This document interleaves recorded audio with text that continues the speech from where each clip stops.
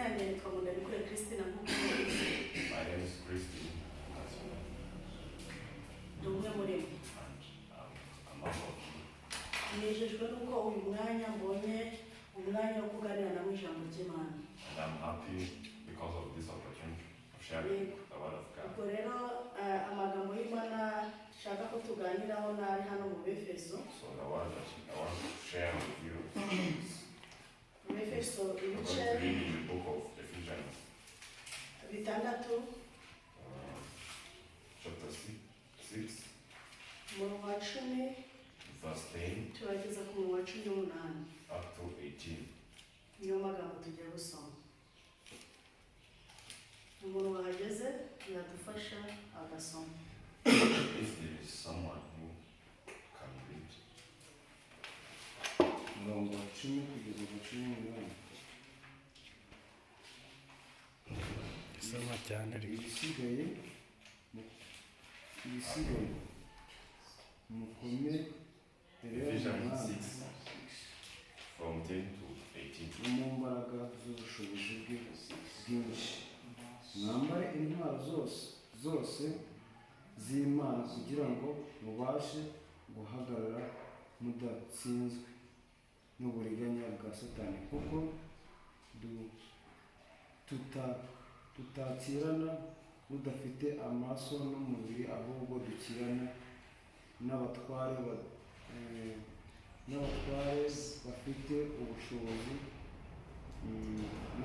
n'abategeka iyi si n'umwijima imyuka mibi y'ahantu ho mu ijuru. Nuko rero mutware intwaro zose z'Imana kugira ngo mubashe gukomera ku munsi mubi kandi murangije byose mubashe guhagarara mudatsinzwe. Muhagarare mushikamye mukenyeye ukuri, mwambare gukiranuka nk'icyuma gikingira igituza.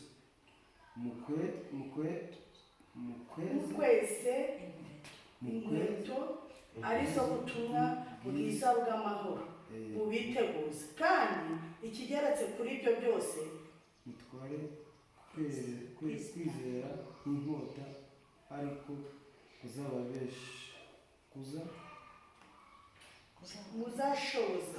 muzashoboresha kuzimisha imyambi wa muri. Reka dutangire umurongo wa 10. Ibisigaye mukomerere mu mwami no mu mbaraga z'ubushobozi bwe bwinshi, mwambare intwaro zose z'Imana kugira ngo mubashe guhagarara mudatsinzwe n'uburiganya bwa satani, kuko tudakirana n'abafite amaraso n'umubiri, ahubwo dukirana n'abatware n'abafite ubushobozi n'abategeka iyi si y'umwijima n'imyuka mibi y'ahantu ho mu ijuru. Nuko rero mutware intwaro zose z'Imana kugira ngo mubashe gukomera ku munsi mubi, kandi murangije byose mubashe guhagarara mudatsinzwe. Muhagarare mushikamye mukenyeye ukuri, mwambaye gukiranuka nk'icyuma gikingira igituza. Mukwese inkweto arizo ubutumwa bwiza bw'amahoro bubiteguza, kandi kigeretse kuri ibyo byose mutware kwizera nk'ingabo ariko muzashoboza kuzimisha imyambi ya wa mubi yose yaka umuriro. Mwakira agakiza kab'ingofero, mwakira inkota y'umwuka ariyo jambo ry'Imana. Musengeshe umwuka iteka mu buryo bwose bwo gusenga no kwinginga, kandi kubw'ibyo byose mugumye rwose kuba maso, musabire abera bose. Amen.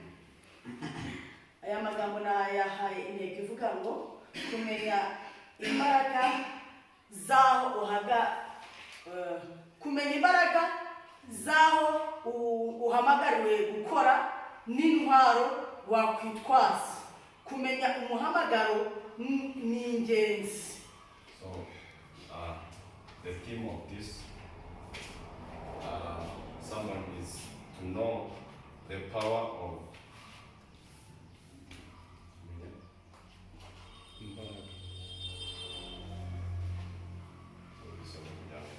kumenya imbaraga zawo buhamagariwe gukora. Is to know the power that of where you are being called to serve. N'intwaro wakwitwaza. And to know the armor that you can carry with you. Kumenya umuhamagaro ni ingenzi. And to know the calling is important.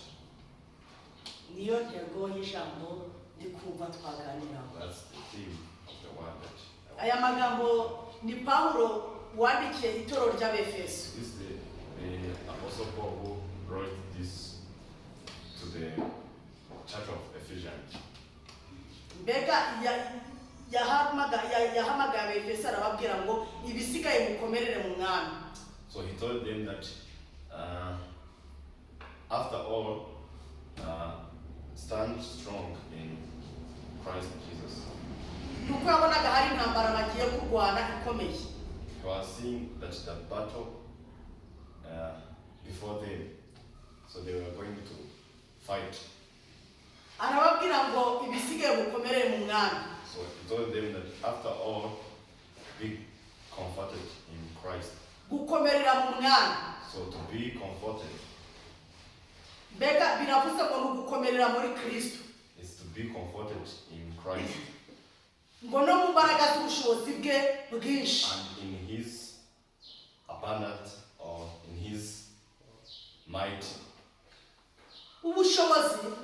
So the power of the might. N'ubushobozi bwinshi. And the might. Ni ibintu bijya guhura ariko bidatandukanye cyane bifite ahantu bihuriye. The power and might are the same. Hallelujah. Amen. Arababwira ngo utware intwaro zose z'Imana. Let them carry all the weapons of God. Kugira ngo mubashe kunesha ububi. So that you will be able to defeat the enemy. Izi ntwaro yazivuzeho. So he spoke about these weapons. Biravuze ngo yabajyanye mu rwambariro bagiye kwambara izi ntwaro n'abasirikare bari gutozwa kujya ku rugamba. So it means that he was just calling them to gather in the arsenal so that they can put on these weapons. Intwaro ya mbere yababwiye. So the first weapon he told them. Ni uguhagarara bashikamye. It's to stand firm. Biravuze ngo ni uguhagarara ngashikama nawe ugashikama. It means to stand firm. So you stand firm and I stand firm. Mukenyeye ukuri. So wrapping the truth. Biravuze ngo ukuri birashoka ko kubonetse kubera ko hakenewe ukuri kuko ahantu nta kuri yabonaga guhana. So it means that maybe he was seeing that these people, they are lacking the truth. Abwira itoro ry'Abefeso arababwira ngo muhagarare mushikamye mukenyeye ukuri. He told the church of Ephesians to stand firm and wrapping the truth. Kugira ukuri rero cyangwa gukenyera ukuri. So standing in the truth. Ukuri guca mu jiziko ligusha. This truth can pass even in the fire and cannot be passed. Yesu yaravuze ngo ni nge nzira. And Jesus said that I'm the way, ni nge kuri, the truth, ni nanjye wabugingo buhoraho. life. Ubwo no gukenyera ukuri. So standing in the truth. Yesu yari kugira ngo ni nge kuri. And Jesus himself said that I'm the truth. Biravuze ngo umuntu ufite ukuri aba afite Kristo. So it means that if you have Jesus, you have that truth. Arababwira ngo ni mwambara gukiranuka. And he told them, put on the righteousness. Gukiranuka ni gukiranuka ku gatono ku kanini. Is to be faithful on the small thing, even on the big thing. Umuvuga butumwa utagira gukiranuka. So an evangelist who doesn't have that faithfulness. ahorana imitego itari imwe mu nzira ze zo gukizwa. He always stumble. So most of the time, even in the whole journey of that person, he always stumbling. Iyo amaje kumenya ahantu ugiye gutera ahariho, so like when you know where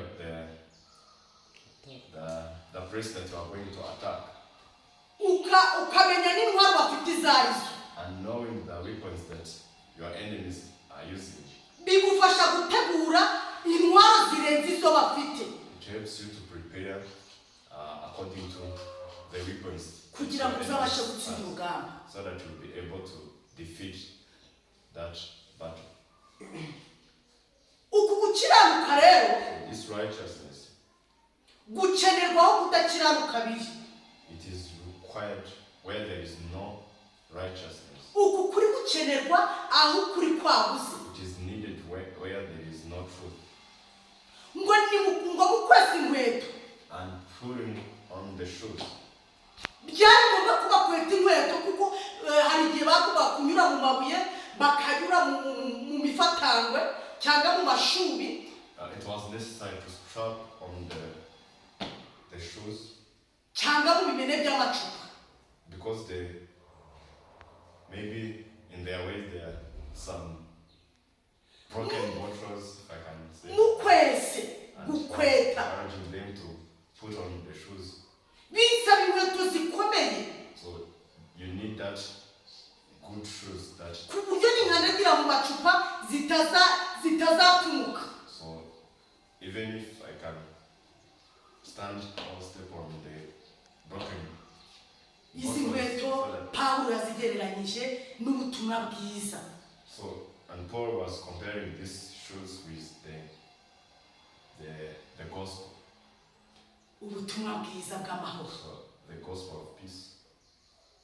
Hallelujah. Amen. Ubutumwa bwiza bw'amahoro. The gospel of peace.